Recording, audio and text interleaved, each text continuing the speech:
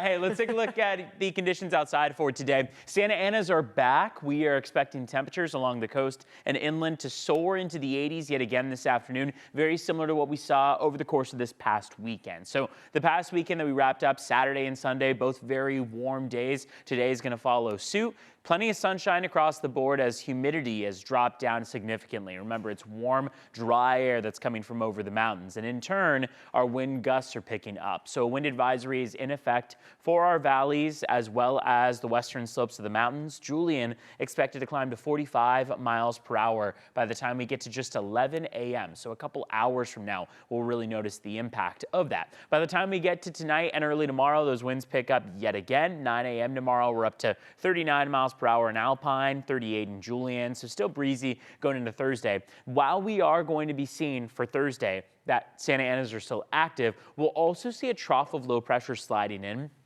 So it's going to be kind of two things acting at once. We're also going to notice going into tomorrow a fair amount of cloud cover rolling in, and that's going to switch things up a bit, allow for temperatures to stay a little bit cooler, so they'll drop by a few degrees from today. Today, the standout warmest day of the week. Tomorrow, starting to cool, and those cooler temperatures continue to play out through the weekend.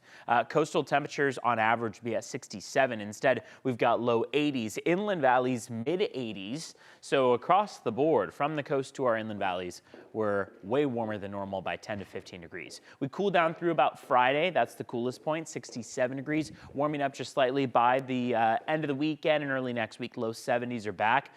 We've called for a weather impact alert day today and tomorrow because of that wind advisory for our inland valleys. Not only is that in effect for our valleys, but it's also in play for our mountains as well.